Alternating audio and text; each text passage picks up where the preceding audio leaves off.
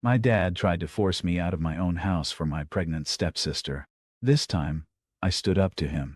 I'm a 34-year-old guy dealing with some serious family drama.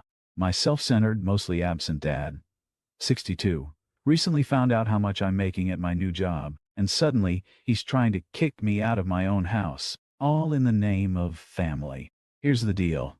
My stepsister, Karen, 29, got herself pregnant, and between her questionable career choices as an escort and OnlyFans model, she's having trouble finding a place to live. Now my dad thinks he's found the perfect solution. Yes, it's me.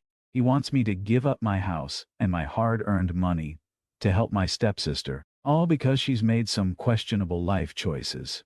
The irony. This is the same dad who wanted nothing to do with me growing up.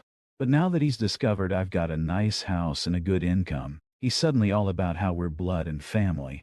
My dad openly rejected any responsibility for me multiple times when I was growing up. But now he's not only trying to remind me that he's my father, he's also pushing me to strengthen my bonds with his wife and her daughter. Sure, Karen is technically my half-sister, but I was shipped off to boarding school so early that we never really formed any kind of connection. Looking back, I'm kind of glad we didn't, because what I've learned about her lately has been pretty disappointing. I want to be clear. I'm just venting here. These are my thoughts and feelings, and you might not agree with them, but I need to get this off my chest. I don't really have anyone else to talk to about this. Karen is my half-sister. She's doing things that make my dad proud, though I'm pretty sure he doesn't know the whole story. She works as an escort and has an unsuccessful OnlyFans account. Dad calls her his pride and joy, completely oblivious to what she actually does for a living. I'm not super conservative, but I do have my principles, and I'm focused on my career. I date when I have time, trying to get to know women properly. Sometimes there's a connection, but things don't work out because of distance or schedules. Other times, there's just no chemistry. I prefer not to have casual hookups. I'm waiting for the right person. Having a high body count isn't something I'm interested in. That's just my personal choice. My stepsister sees things differently. She's lost count of her partners, and while I try not to judge, I worry about her safety as an escort. Some clients can be dangerous. Plus, she posts explicit content online, though it doesn't seem to bring in much money. I found out about this from a friend who she'd propositioned after they went for drinks. He showed me her page after telling me she'd sent him the link. He claims he didn't know she was my sister when they went out. I'm not sure if I believe him, but whatever. She's constantly broke and hitting up Dad for money, so I assume her online ventures aren't very successful. I've seen her getting into cars with older men and sneaking back into the house at odd hours. I noticed this during my college breaks, though I'm not sure if she's still doing it. Either way, I want nothing to do with it. I have a respectable job that I've worked hard for, even though I haven't lived much with my new family. Since Dad was always eager to send me away, I've seen enough of Karen to know she takes after her mother, Susan, 58. Susan seems to think she was some kind of celebrity in her prime. She used to be a flight attendant and was attractive enough to catch the eye of guys like my dad. Now she's your typical Botoxed Karen with claws for nails who runs a neighborhood daycare. How parents trust their kids with those talents is beyond me. Susan's got an opinion about everything and loves stirring up drama in other people's lives. Her voice is like nails on a chalkboard, and she's got more plastic in her than a Tupperware factory. She's about as genuine as a $3 bill. She's always had my dad wrapped around her finger, and I'm pretty sure she's the main reason he shipped me off to boarding school when I was 8. She didn't want to deal with raising someone else's kid. Now about my dad, he's really the root of all this drama. He's got this attitude that everything he does is justified because he's lived a whole life, so he supposedly knows better. He's told me straight up that he regrets having me because I'm nothing like him. Honestly, thank God for that. My mom was different.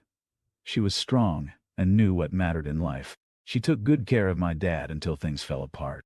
Even then, she always told me that Dad wasn't a bad person, just different. She'd say that no matter what happened, he'd always be my dad, and I shouldn't forget that. She was too good of a person to poison my mind against him, but I'm sure he was just as unbearable to her as he is now. They separated and got divorced when I was 4. 2 months later, Dad married Susan. They had Karen when I was 5, and then my mom died in a car crash. She was coming to pick me up from school. She was always on time, except for that one day. She was just 10 minutes late, but to a kid waiting, it felt like hours. Some drunk driver hit her at an intersection. He survived. She didn't. I waited at school for 2 hours before anyone came to get me. When Dad finally showed up, I remember him looking at Susan with this annoyed expression, asking what they should do with me. Her response? "Your kid, your problem." Well, right back at you, Dad. Now you can't just show up and expect me to take care of your spoiled kid. I've worked my butt off since I was 15. After boarding school, I went to college, only coming home for holidays. So basically, I've been on my own since I was 8. I've put in serious effort to get where I am, and I recently bought my first house. It's nothing fancy, but it's way better than the apartment I was sharing with friends. Even though I'm not exactly close with my family, I figured I should include them in this milestone moment. So I invited them to my housewarming party. Man, you should have seen my dad's face. He looked straight up jealous, asking all these pointed questions about the furniture, the architect, and the interior designer. Every answer I gave was met with some snarky comment, like I wouldn't know. You never bothered telling me. He kept trying to make our rocky relationship obvious in front of everyone, even my boss. A week later, Dad called me saying he needed to meet urgently. I was swamped at work with this complex project, but I agreed anyway. When I got home, I found Susan and Karen in the living room. Susan looked angry as usual, and Karen, with red, puffy eyes, gave me the side eye. Dad was in the kitchen pulling beers from the fridge. He offered me one, which I politely turned down, wondering what bomb he was about to drop. When I asked what this was about, he got all high and mighty, asking if I'd finally started giving a damn about us. Then he insisted we all move to the living room for some kind of family meeting. I sat across from them, feeling like I was about to face a firing squad. Dad put his beer down and hit me with this gem. "Are you blind?" When I didn't respond, he went on about how I must either be blind or choose not to see what's happening around me. According to him, I'd gotten too proud with my new house and was ignoring the people who actually mean something. Finally, after all this buildup, they dropped the bomb. Karen was pregnant. I started to congratulate her, but before I could get the words out, she burst into tears. Susan hugged her while Dad explained that the father had bailed as soon as he found out about the baby. Karen wanted to keep it, and apparently, that's where I came in. My first question was whether she could afford it, which earned me death glares from both Karen and Susan. I honestly meant well. I was already thinking maybe they needed help with money, which I was willing to consider. But then Dad moved to sit next to me. And that's when things went off the rails. He started this whole speech about being a good father to his girl, and how my mother must not have taught me how to be a good brother, but that brothers should give their lives for their sister's comfort. I almost laughed out loud. Sure, I could help financially, but die for her? Come on. When I asked what exactly they wanted from me, Dad smiled and patted my back like I was finally getting it. But what came next was absolutely insane. "You're giving your house to Karen." "No, I'm not," I said immediately. Dad frowned. "Why not?" I told him I could help with some money, maybe even let her stay in a room rent-free until she got back on her feet. But Dad jumped up, shouting that this wasn't enough.